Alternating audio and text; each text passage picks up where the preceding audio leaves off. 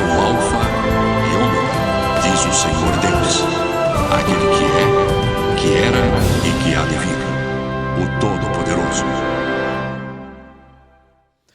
O livro dos Atos dos Apóstolos, capítulo 19, nós estamos no texto que vai do versículo 28 ao versículo 34. Atos 19, do 28 ao 34. Ouvindo isto, encheram-se de furor e clamavam: grande é a Diana dos Efésios. Foi a cidade tomada de confusão, e todos a uma arremeteram para o teatro, arrebatando os macedônios Gaio e Aristarco, companheiros de Paulo. Querendo este apresentar-se ao povo, não lhe permitiram os discípulos. Também as iarcas, que eram amigos de Paulo, mandaram rogar-lhe que não se arriscasse indo ao teatro. Uns, pois, gritavam de uma forma, outros de outra, porque a assembleia caíra em confusão. E na sua maior parte, nem sabiam por que motivo estavam reunidos. Então tiraram Alexandre dentre a multidão, impelindo os judeus para a frente. Este, acenando com a mão, queria falar ao povo. Quando, porém, reconheceram que ele era judeu, todos a uma voz gritaram por espaço de quase 2 horas: grande é a Diana dos Efésios. Aleluia! Louvado seja o Senhor. Nós estamos aqui neste texto do livro dos Atos dos Apóstolos, que é um texto onde se encontra a narração da história, do evento histórico da terceira viagem evangelística do apóstolo Paulo. E nesta terceira viagem, um dos maiores eventos dessa viagem foi a estadia do apóstolo Paulo na cidade de Éfeso, que fazia parte da antiga Ásia Menor, que hoje é conhecida como a Turquia. O apóstolo Paulo passou 2 anos na cidade de Éfeso pregando o evangelho. E aconteceu em Éfeso a mesma coisa que também aconteceu em outras cidades por onde o apóstolo Paulo passou. Que a pregação do evangelho gerou uma confusão. Por isso, o tema da nossa pregação de hoje é, repita aí, mundo em confusão. O evangelho confunde os pecadores. A pregação do evangelho, porque o evangelho de Jesus Cristo, a palavra de Deus, é verdade absoluta. Eu vou colocar aqui um artigo definido, é a verdade absoluta. A palavra de Deus é a verdade absoluta. Não existe nenhuma outra verdade como essa. É a única verdade absoluta. Todas as outras verdades, existem outras verdades, elas são relativas. O mundo é cheio de verdades e mentiras. Todas elas são relativas. Mas a verdade, a palavra de Deus é a verdade absoluta. E a palavra de Deus, em meio à humanidade pecadora, nós vamos ver nessa noite, ela produz uma confusão. A palavra de Deus, ela produz um efeito colateral, confundindo o mundo inteiro.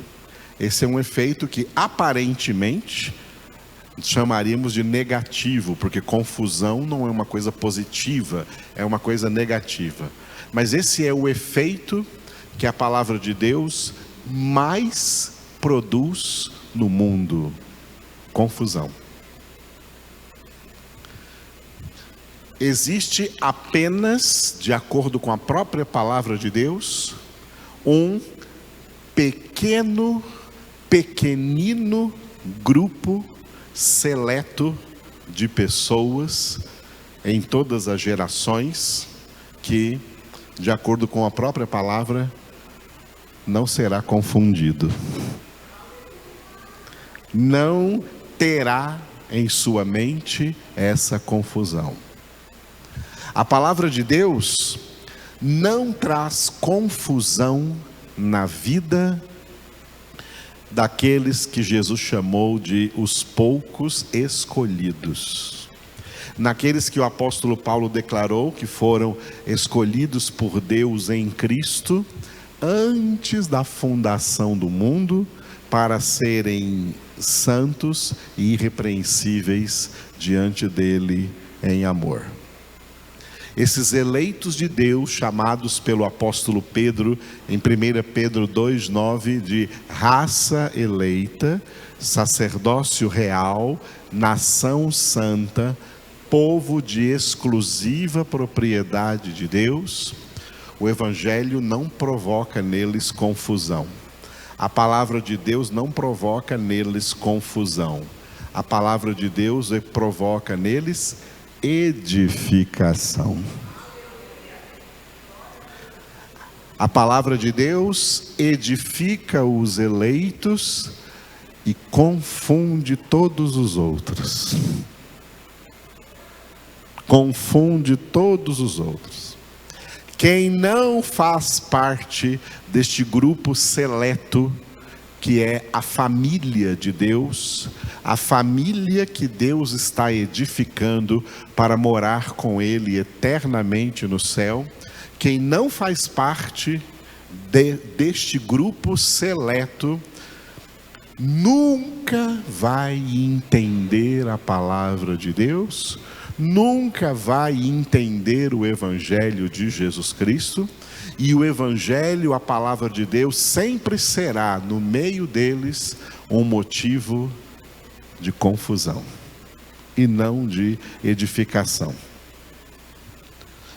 Então, a palavra de Deus acaba trazendo para o mundo confusão, porque só traz edificação para os filhos de Deus, que representam a comunidade que Jesus chamou no singular de minha igreja, ao dizer assim, Mateus 16:18, sobre esta pedra, que é a palavra, o próprio Jesus, eu, Jesus, o Filho de Deus, eu mesmo edificarei a minha igreja, e as portas do inferno não prevalecerão contra ela.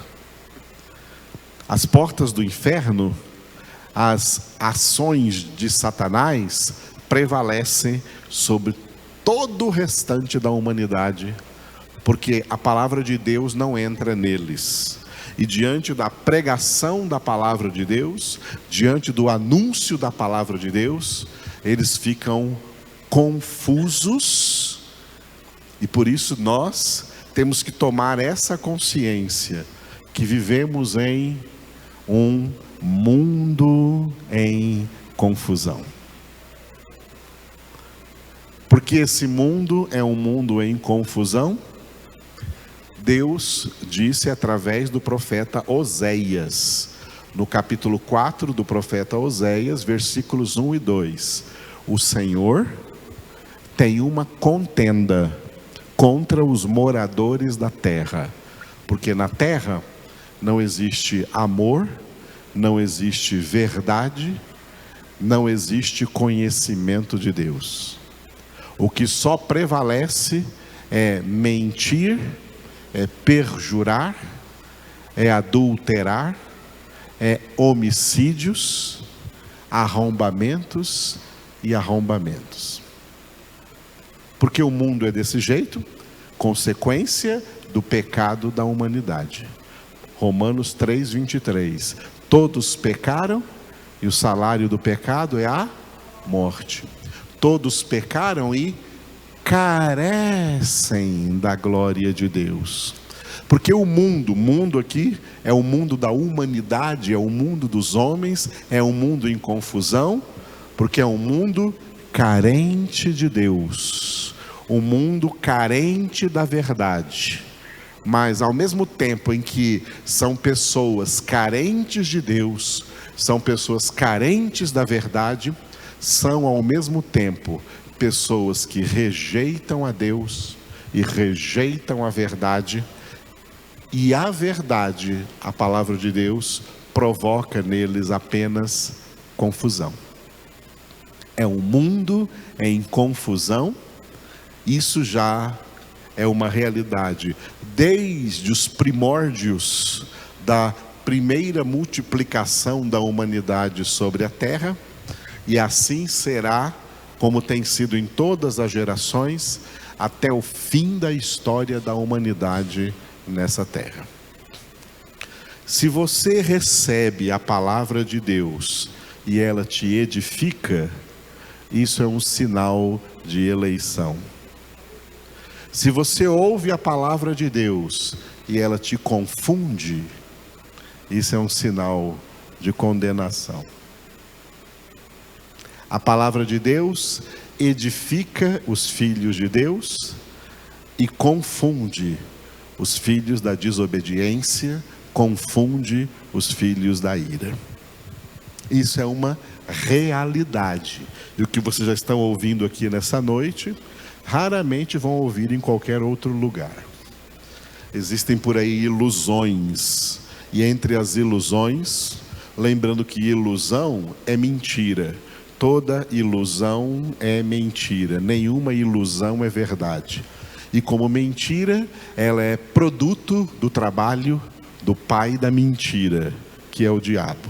E o diabo tem tanto poder sobre a humanidade, o mundo inteiro jaz no maligno, porque as pessoas gostam de uma ilusão.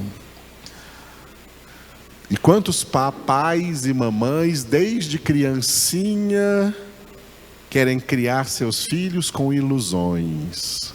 Estão usando armas de Satanás.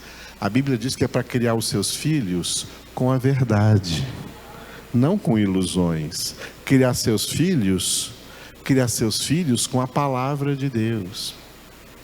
Quando os Estados Unidos foi colonizado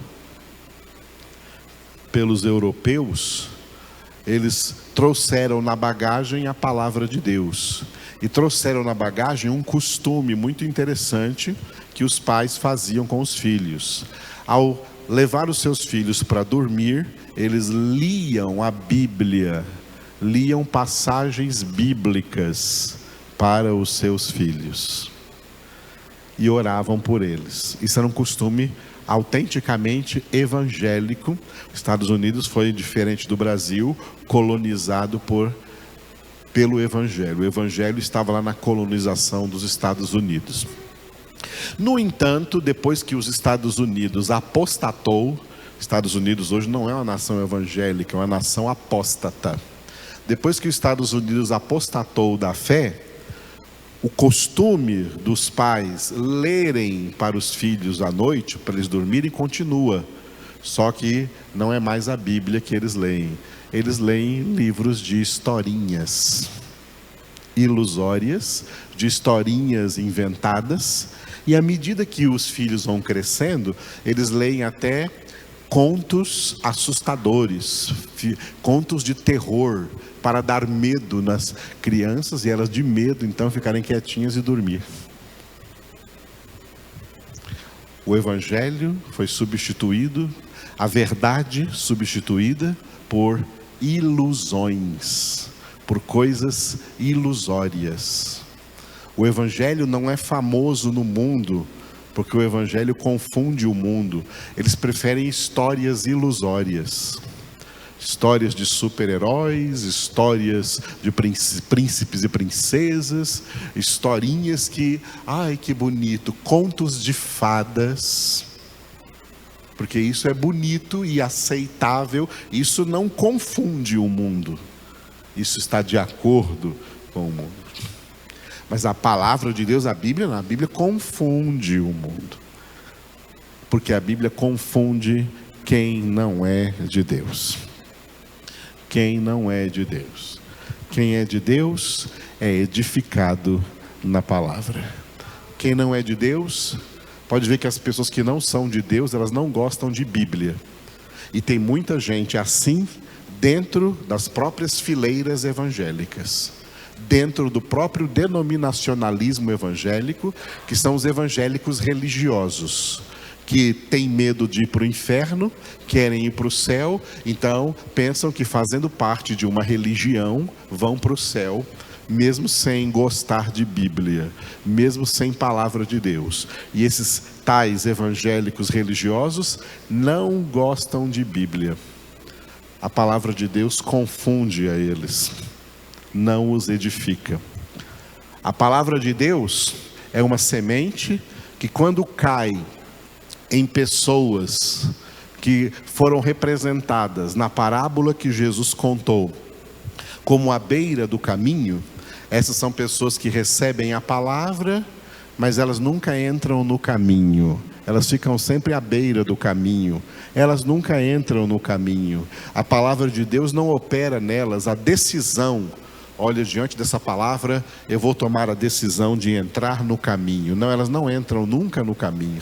Elas ficam à beira do caminho. E como elas ficam à beira do caminho, todas as palavras que elas escutam, vem Satanás e rouba delas. E nunca produz nada nelas. Jesus disse que tem um outro tipo de pessoas, né? As que nunca entram no caminho, aquelas que nunca entram no caminho, são os descrentes. O segundo tipo de pessoas são crentes. São pessoas que ouvem a palavra e recebem a palavra inicialmente, né, na data da sua conversão, na época da sua conversão, recebe a palavra com alegria. É o que foi semeado em solo pedregoso. Solo pedregoso é um solo que por cima é terra, mas um pouco abaixo da superfície está cheio de pedras. É uma terra que não foi arada. Não foi arada para arrancar as pedras, para que a semente pudesse lançar raízes profundas. É uma terra, é um solo pedregoso. Quando a palavra começa a se aprofundar, querer se aprofundar na vida dessas pessoas, ela não consegue, porque a raiz encontra as pedras. Sabe o que são as pedras? As pedras são os pecados pessoais, dos quais esses crentes jamais se arrependeram e jamais querem se arrepender. Eles amam esses pecados. Eles gostam dessas coisas do mundo. São crentes que gostam demais dessas coisas do mundo. Eles estão em pecado. A palavra de Deus não penetra neles, porque a palavra de Deus ela não se encaixa nesse mundo. Ela confunde o mundo. Então esses crentes não dão fruto. Essa plantinha que começou a crescer, ela morre e não produz fruto, principalmente fruto de salvação. O terceiro tipo que Jesus disse é a semente que cai em meio aos espinhos. Como isso é perigoso dentro do Evangelho. Os espinhos representam o dinheiro e tudo o que o dinheiro pode comprar. Os espinhos representam o dinheiro e tudo o que o dinheiro pode comprar. O apóstolo Paulo escreveu que a raiz de todos os males é o amor do dinheiro. E as pessoas que amam demais o dinheiro, servem demais ao dinheiro, dificilmente o evangelho consegue produzir fruto na vida delas, porque o amor do dinheiro, o amor à idolatria das riquezas, daquilo que o dinheiro pode comprar, deslumbra essas pessoas, e esses espinhos sufocam a semente da palavra de Deus e não produz fruto neles. Esses 3 exemplos que Jesus contou, esses 3 exemplos, à beira do caminho, solo pedregoso e entre os espinhos, representam a maioria do mundo. A palavra de Deus não edifica a vida deles. A palavra de Deus traz confusão na vida deles. Só o 4º tipo de solo que Jesus contou, ele chamou de terra boa. Sabe qual é a terra boa? A terra boa é aquela terra que pertence ao semeador. No início dessa parábola do semeador, que nós lemos em Mateus 13, nós lemos em Marcos 4, Lucas 9, essa mesma parábola do semeador, diz assim, Jesus conta assim, ó: saiu o semeador a semear. O semeador que saiu a semear ali é o Pai. E a semente que o Pai semeia é Jesus, a palavra. Aleluia. Só que olha só, o semeador saiu a semear, e o semeador é um semeador profissional. Ele não saiu para semear à beira do caminho. Ele não saiu da sua casa para semear no solo pedregoso. Ele não saiu da sua casa para semear no meio dos espinhos. Ele saiu para semear na terra boa que ele tinha comprado. A terra boa é a terra que o semeador comprou. Ele comprou aquela terra, ele cercou aquela terra lá com arame farpado, ou seja o que for. Ele arou aquela terra, ele limpou aquela terra, ele tirou as pedras, ele tirou os espinhos, e ele preparou a terra, ele tombou a terra e deixou a terra preparada para receber a semente. Aí chegou o dia de semear, o semeador está muito alegre, e ele sai com seus sacos de semente rumo à terra dele, para semear nessa terra, porque ele sabe que essa terra é boa, essa terra está arada, essa terra está limpa, essa terra está preparada. Só que enquanto ele vai se dirigindo para aquela terra, acidentalmente, sementes vão caindo da carroça, sementes vão caindo à beira do caminho, sementes vão caindo em solo pedregoso, sementes vão caindo entre os espinhos. Uma parte da semente se perde porque não chega lá na terra boa. Vocês já andaram pela rodovia, né, de carro, e um caminhão de semente na sua frente fica derrubando semente no vidro do seu carro? Já passou por isso? Já viu isso acontecer? A semente acontece isso. Aquela semente que cai lá no seu carro, ela não está naquele caminhão para cair no seu carro, ela está naquele caminhão para chegar numa terra boa onde ela vai ser plantada. Mas a semente é leve, ela vai caindo pelo caminho.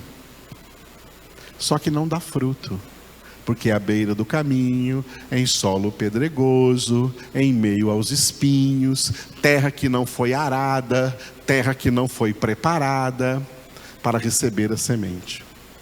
Mas quando esse semeador chegou na terra dele, que é a terra boa, ele lançou ali a semente e ela deu o desejado fruto. A terra boa semeada são apenas aqueles que foram comprados para ser propriedade exclusiva do Senhor. Nesses, a palavra de Deus fecunda, produz o fruto, fruto de salvação, fruto de conversão, fruto de santificação. Nesses, a palavra de Deus traz edificação. E o resto do mundo, confusão. A palavra de Deus confunde os que não são de Deus e edifica os que são de Deus. 2 Timóteo 2,19: o firme fundamento de Deus permanece tendo este selo: o Senhor conhece os que lhe pertencem. E os que lhe pertencem são semeados com a palavra, e a palavra traz para eles edificação. Para todos os outros, confusão. Por isso, o mundo em que vivemos é um mundo em confusão. Tendo feito essa introdução, vamos ver o nosso texto, né? O texto que nós lemos aqui, do 28 ao 34, ele é resultado do discurso. Resultado do discurso do ourives Demétrio, aquele homem que trabalhava fabricando ídolos. Quando Paulo pregou o evangelho e as pessoas começaram então a abandonar os ídolos, os fabricantes de ídolos entraram em crise, porque a fonte de renda deles foi ameaçada de acabar. Então Demétrio, que era um desses fabricantes de ídolos, fez ali um discurso, e nós estamos aqui no resultado. Já passamos pelo discurso de Demétrio, estamos aqui no resultado do discurso. Esse texto do 28 ao 34 está dividido assim. Ele tem um desenvolvimento do versículo 29 ao 33, cujo título é, diga, tumulto. Nós vamos entrar nesse texto hoje. E esse texto, ele tem uma introdução e uma conclusão. Introdução no versículo 28, conclusão no versículo 34, cujo título é o nome da antiga deusa que era adorada, a falsa deusa que era adorada em Éfeso e em toda a Ásia Menor naquela época. E o nome dela é, repita, Diana. Nós vimos aquele primeiro versículo lá, né, há 15 dias atrás, né, no domingo retrasado. Hoje vamos entrar nos versículos 29 a 33, cujo título é tumulto, porque a pregação do evangelho lá na cidade de Éfeso causou um grande tumulto, né, naqueles que não receberam a palavra. Quem recebeu a palavra recebeu edificação. Aqueles que não receberam a palavra entraram em confusão, e por essa confusão geraram esse tumulto dos versículos 29 a 33. Esse texto está dividido assim, da seguinte forma. Ele tem um desenvolvimento do versículo 29 ao 32, cujo título é, diga, confusão na cidade. E no versículo 33 surge um personagem chamado, diga, Alexandre, tentando aí apaziguar. Era um judeu, não era um cristão. Era um judeu tentando apaziguar a multidão, trazer paz para a cidade, né? Era um judeu, por quê? Porque antes de Paulo chegar em Éfeso, pregando o evangelho, não tinha confusão nenhuma na cidade. A cidade tinha sinagogas judaicas, e os judeus, como esse Alexandre, que vai surgir no versículo 33, os judeus conviviam muito bem com os adoradores da Diana, porque isso é a questão da religião. A religiosidade, ela é ecumênica. Tá? A religiosidade é ecumênica. Ecumenismo é uma das obras de Satanás. É uma das obras do anticristo que vai ser bem estabelecida no mundo, na grande tribulação, e está sendo já preparada para isso. A união de todas as religiões. Você não fala mal da minha religião e eu não falo mal da sua religião. Aí vem aqueles ditados que todos vocês já ouviram, né? Questão de religião não se discute, religião não se discute, cada um tem a sua, né? Então cada um fica tranquilo aí na sua, não acontece nada. Só que eu tenho ensinado para vocês nesse texto que o Evangelho de Jesus Cristo, a palavra de Deus, não tolera nenhum tipo de religiosidade e não respeita nenhum tipo de religiosidade. A palavra de Deus prega o único caminho para o céu é a conversão a Jesus Cristo. Não tem amizade. O Evangelho não tem amizade com nenhuma religião. As religiões são amigas do mundo.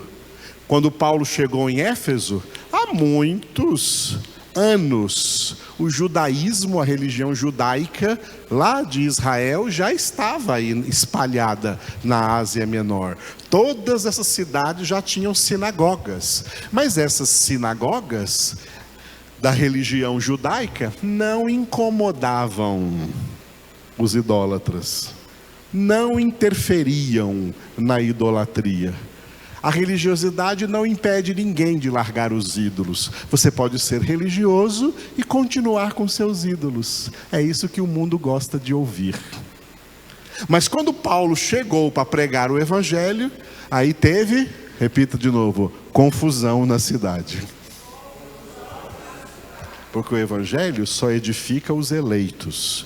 Os outros todos são confundidos. O mundo todo é confundido. É nesse texto que nós vamos agora ficar, né? Começando hoje no versículo 29 aí, do 29 ao 32, confusão na cidade. E esse texto está dividido assim, ó, né? Um texto principal do versículos 30 e 31, cujo título é, diga, discípulos e amigos. Os discípulos e os amigos de Paulo, né, estavam ali no meio desse tumulto, continuando a pregar o Evangelho de Jesus Cristo para as pessoas. Você tem que se converter a Cristo. Enquanto que os outros gritavam Diana dos Efésios, eles estavam, não, você tem que se converter a Jesus Cristo. É isso que faziam os discípulos e amigos de Paulo, a equipe que estava com ele, né? E ao redor deles se armava o que nós vemos no versículo 29, que vamos ler hoje, e o versículo 32, repita, confusão. Vamos ver o 29. Foi a cidade de Éfeso aqui, tomada de confusão, e todos a uma arremeteram para o teatro, arrebatando os macedônios, Gaio e Aristarco, companheiros de Paulo. Vamos repetir?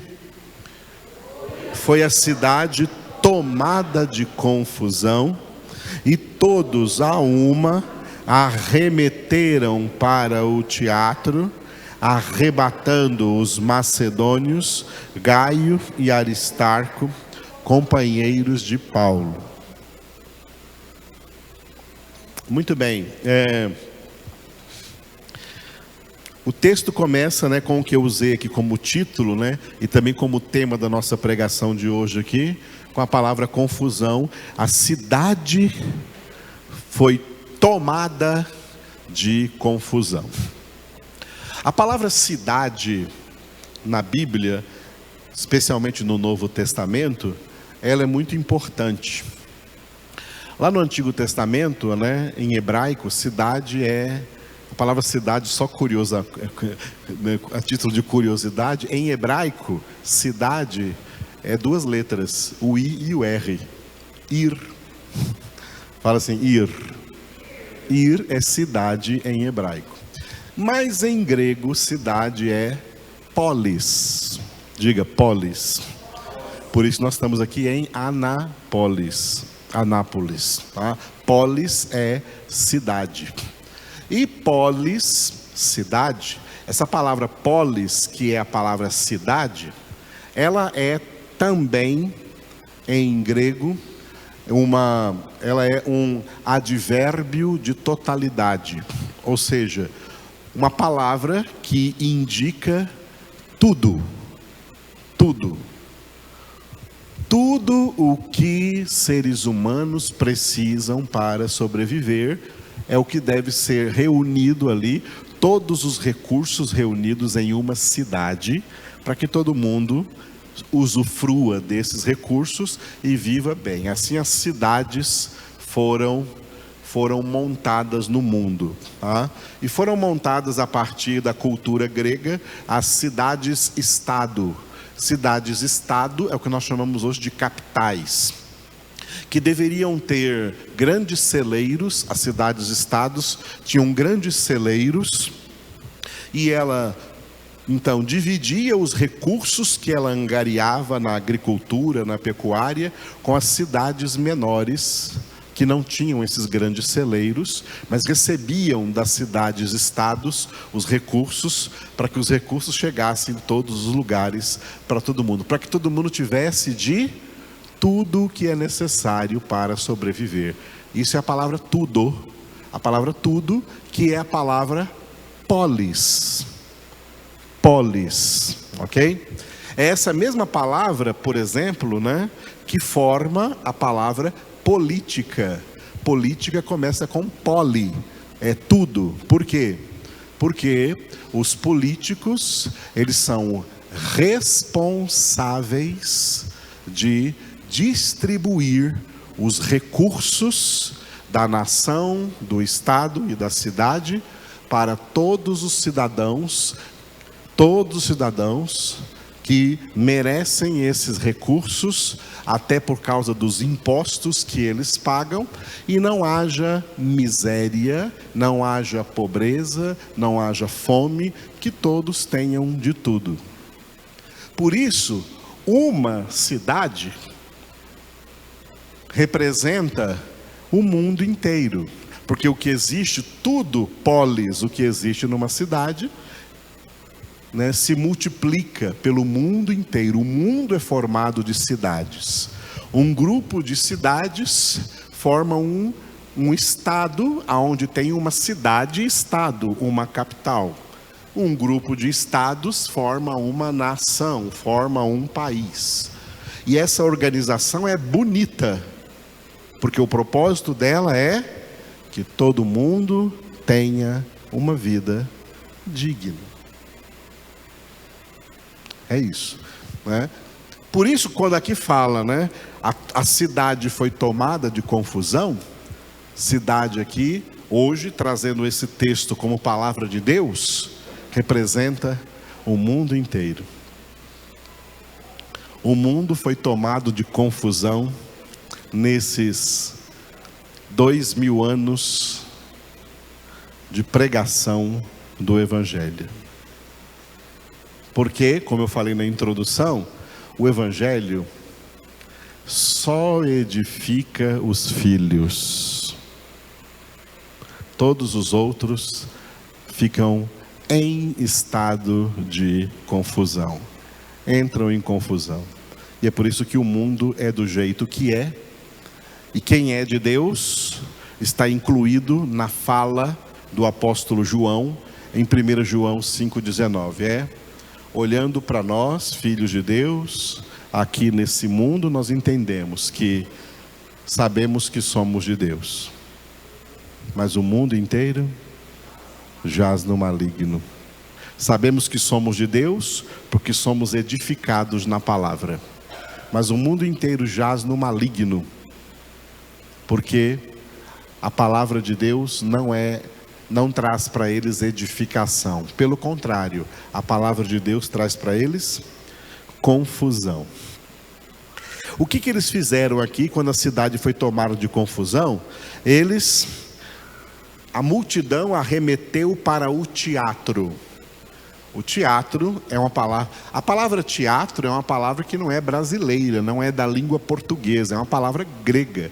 Teatro é uma palavra literalmente grega, da língua grega, porque foi na cultura grega que se inventou os shows teatrais, as novelas teatrais, tá? As peças de teatro. Isso é da cultura grega. Isso não é, por exemplo, da cultura bíblica. A Bíblia não tem essa cultura. Tem igreja que fica fazendo teatrinho.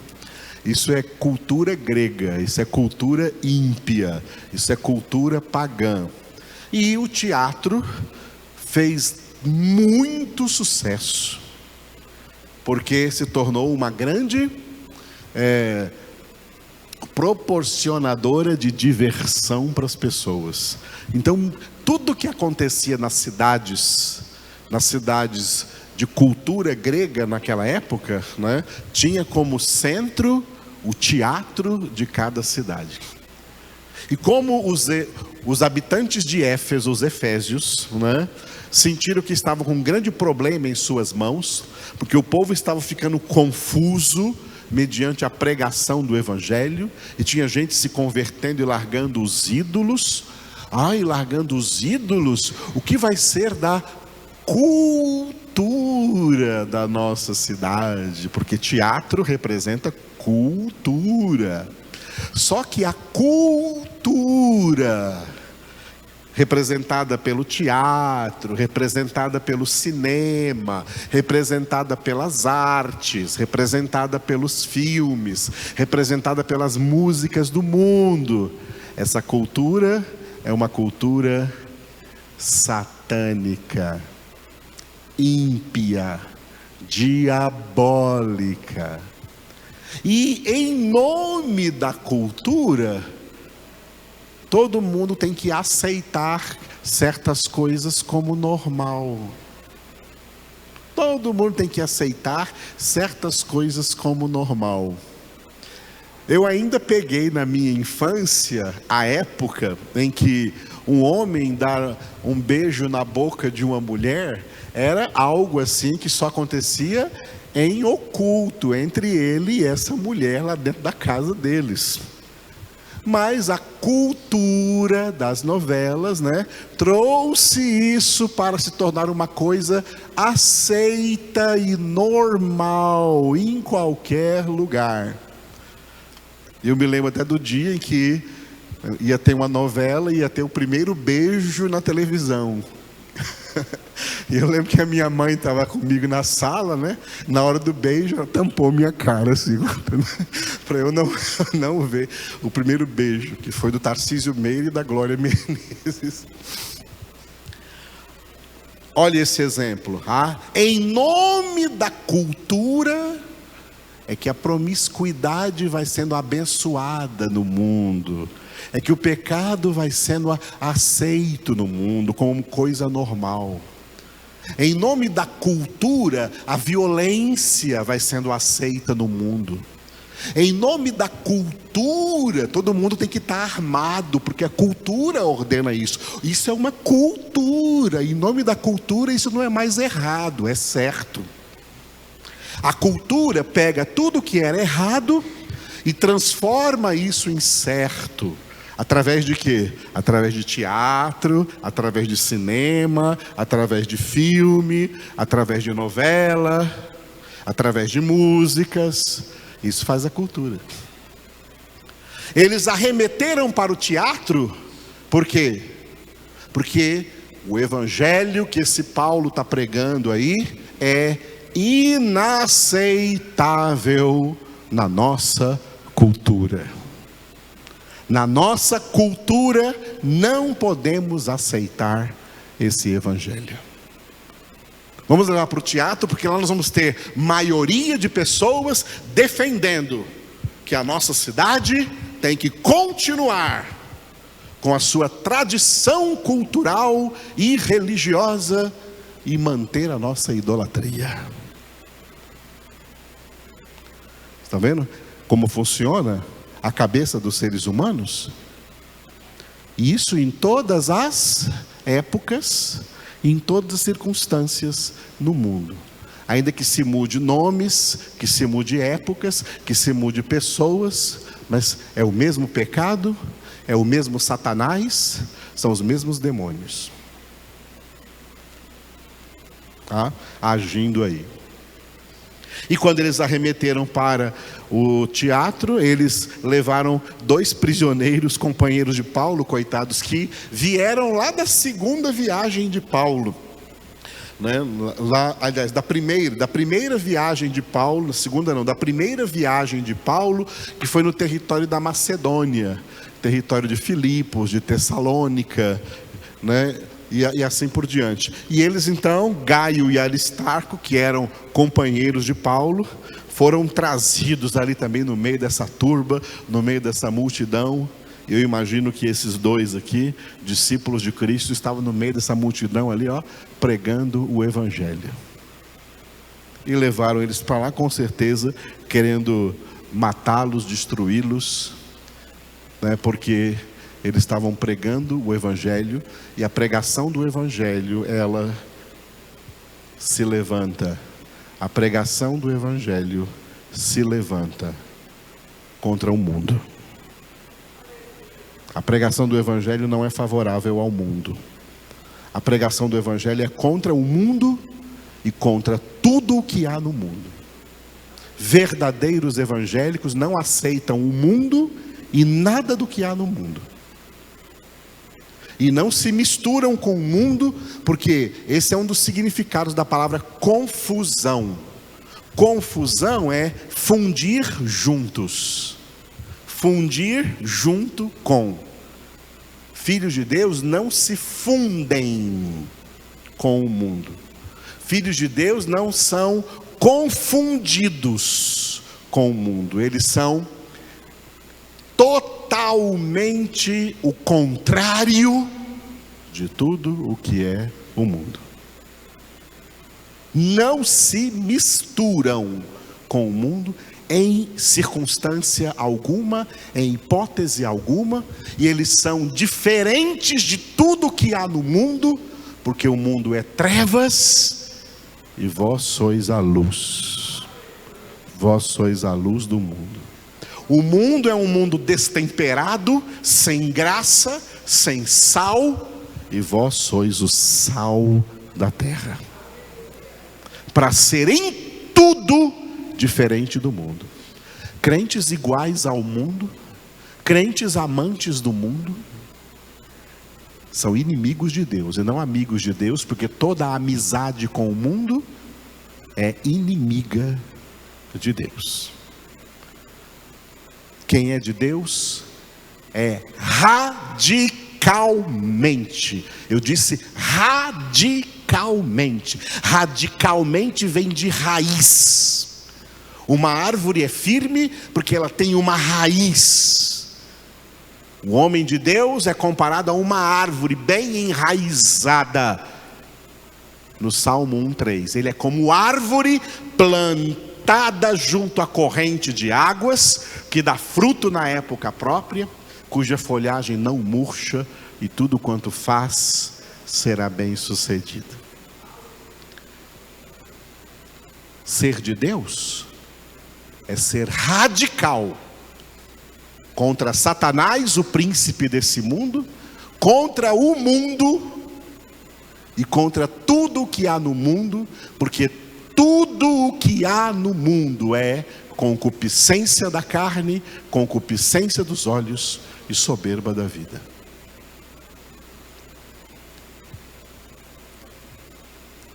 E é por isso que o evangelho do mundo provoca confusão. E foi por isso que Jesus disse uma das palavras mais revolucionárias do Evangelho, que nós vamos ler aqui em Mateus, capítulo 10, versículo 34, palavras da boca de Jesus. Ele disse: não penseis que vim trazer paz à terra. Não vim trazer paz, mas espada. Vamos repetir? Não penseis que vim trazer paz à terra.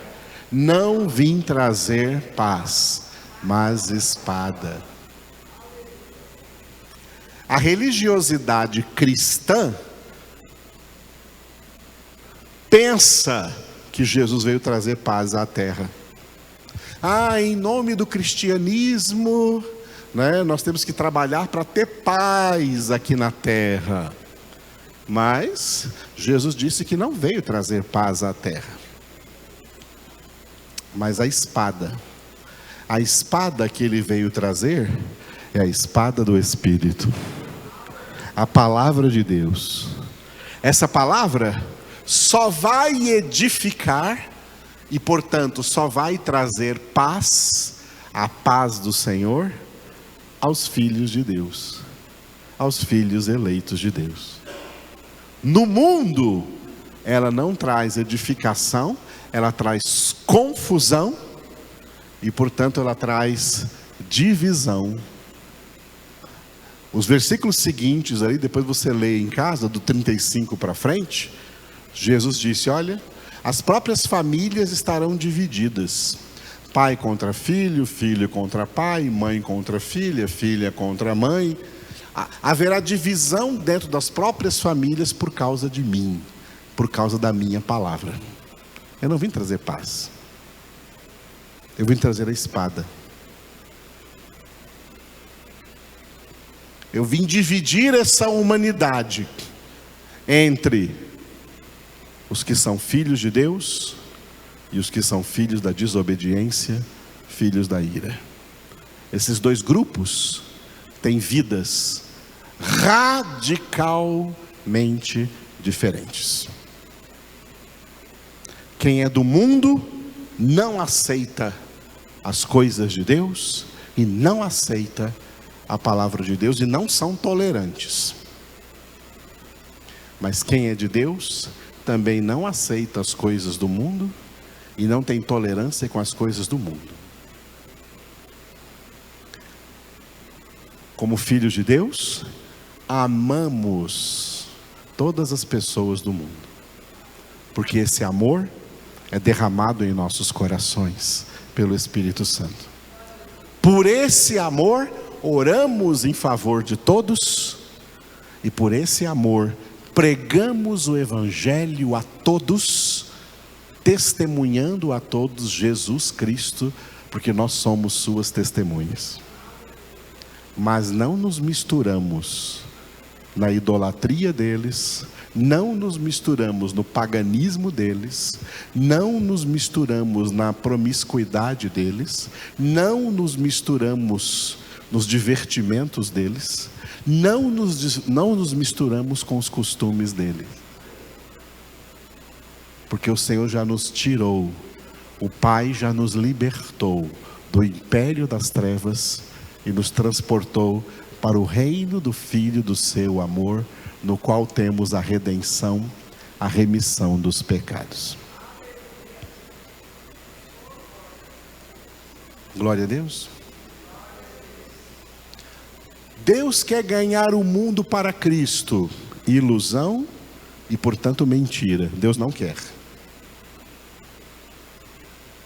Deus planejou salvar todo mundo. Ilusão e, portanto, mentira. Deus não planejou. Porque se ele tivesse planejado, nenhum dos seus planos pode ser frustrado. Isso aconteceria. A salvação é dos eleitos de Deus. E para esses, a palavra traz edificação, a palavra traz esclarecimento, a palavra traz paz, reconciliação com Deus. Para quem está fora desse grupo, a palavra vai trazer confusão, divisão, desentendimento. E por isso que o mundo está como está, até a guerra do Armagedon, no fim da grande tribulação, quando o dilúvio de fogo destruirá os ímpios, tal como o dilúvio de água, na época de Noé, destruiu os ímpios daquela primeira civilização. Esse é o entendimento que nós temos aqui da palavra de Deus. O que a palavra de Deus opera verdadeiramente em nossas vidas. Em nome de Jesus. Glória a Deus. Deus conhece os que lhe pertencem. E os que lhe pertencem não se confundem, não se fundem com o mundo e com o mundanismo. Os que o pertencem não fazem parte do mundo, não tem nem sequer uma nação aqui no mundo. Filipenses 3, 20 e 21, a nossa pátria está nos céus, de onde aguardamos o nosso Salvador Jesus Cristo, que transformará o nosso mísero corpo num corpo glorioso semelhante ao dele. Aqui na terra, nós estamos numa luta, mas a nossa luta não é contra nenhum homem. A nossa militância não é social, não é política, não é humana. A nossa militância, a nossa luta é contra principados e potestades do mal, contra os espíritos malignos, não contra homem algum, contra os espíritos malignos neste mundo tenebroso. E para essa guerra, para essa luta, Deus já nos deu em Cristo Jesus todas as armas suficientes para sermos em tudo mais que vencedores. Em nome de Jesus. Eu sou o Alfa e Ômega, diz o Senhor Deus, aquele que é, que era e que há de vir, o Todo-Poderoso.